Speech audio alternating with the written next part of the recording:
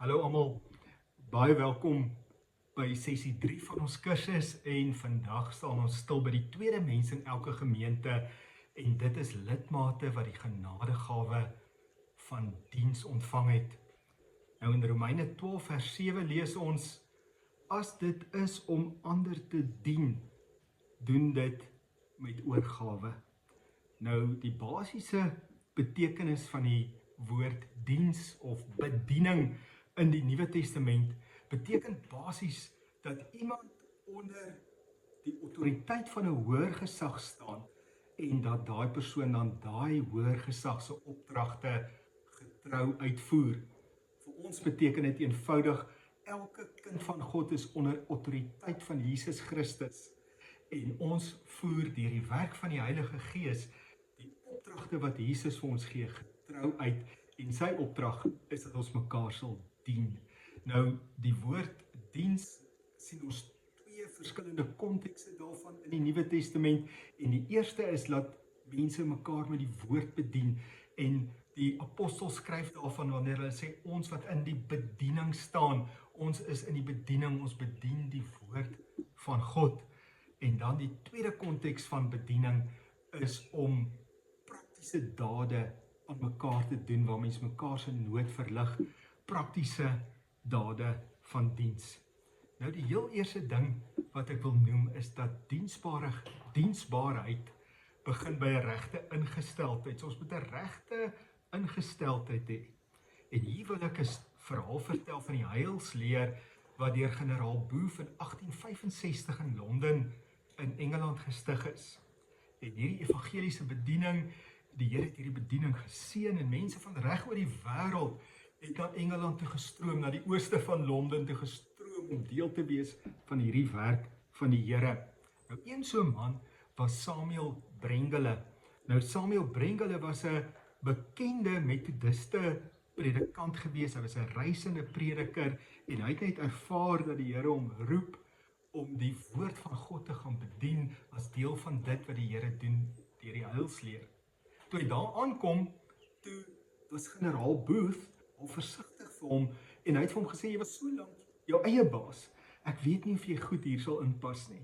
En om vir Brengele te toets of sy gesindheid reg is, het generaal Booth vir hom gesê, jou werk is om die opleidingskandidate van die heilsleer se skoene te poets. Nou Samuel Brengele het aanvanklik swaar gesluk aan hierdie vernedering en aan hierdie nederige taak, maar in 'n gesig sien hy toe die Here Jesus wat vooroor buig in sy disippels se voete was. En toe hy daai gesig sien, toe hy begin om sonder om te kla, net met 'n regte hart en 'n mooi gesindheid die opleidingskandidate se skoene poets. Hy het niks gesê en hy het net dit gedoen, so hy het so gedien. En toe generaal Booth sy mooi gesindheid sien, toe kon hy hom verhoging gee en Brengele het uiteindelik gedien as 'n kommissaris van die heilsleer en toe kon hy die woord van God bedien soos hy aanvanklik wou gedoen het.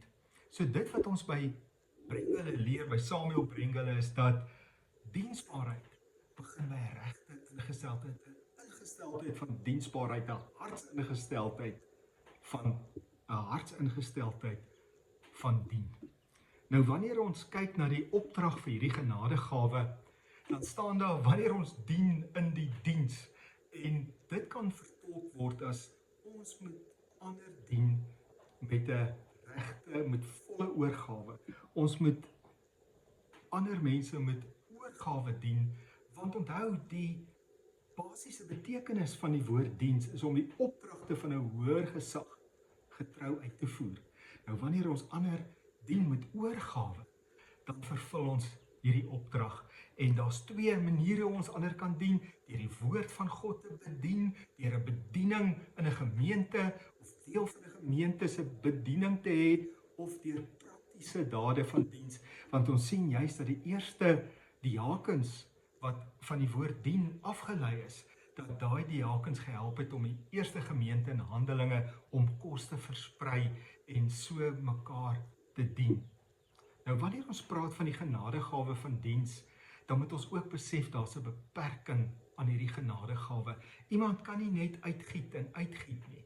Christene wat dit doen, kan uitbrand. En dan kan hulle verlore vir die bediening raak, verlore vir 'n gemeente raak.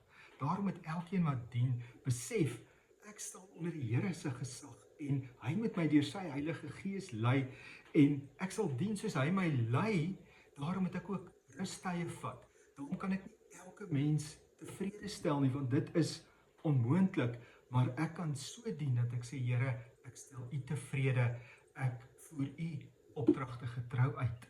So daar's definitief 'n beperking aan die genadegawe van diens en daai beperking is dat mens net soveel het om te gee en nie meer nie.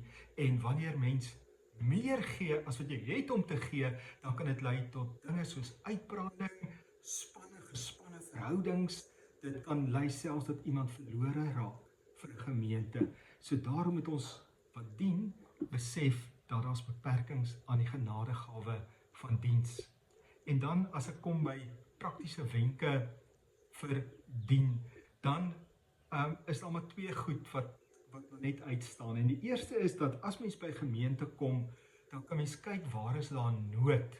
En dan kan mens sê, maar my bediening gaan daai nood wat daar kan bestaan in 'n gemeente aanvul. Ek sien daar's 'n nood en ek gaan daai nood vul. En die tweede praktiese wenk is dat mens kan kyk waar werk die Here klaar. En dan kan mens jou gewig net heel hartig daarby ingooi en deel wees van die bediening van 'n gemeente. Kom ons bid saam. Here, baie dankie dat U vir ons die voorbeeld gestel het. Here Jesus het gesê, U self het nie gekom om gedien te word nie, maar om te dien en die lewe as losprys vir baie mense te gee. Here het gesê dat as ons wil groot wees in U koninkryk, dan moet ons die mense wees wat ander dien. Here, elkeen van ons moet dienaars wees. Elkeen van ons moet alles wat ons doen in 'n gesindheid van diensbaarheid doen. Maar ek wil ook spesiaal bid vir die met die genadegawe van diens, dat U hulle sal lei, vir hulle plek sal gee waar hulle kan dien, dat hulle vervulling daaruit sal put, en dat U hulle sal lei, dat hulle sal selfs oppas, en nie sal uitbrand nie, en dat hulle 'n lang en geseënde bediening in U diens sal hê. Ek bid dit in die naam van Jesus. Amen.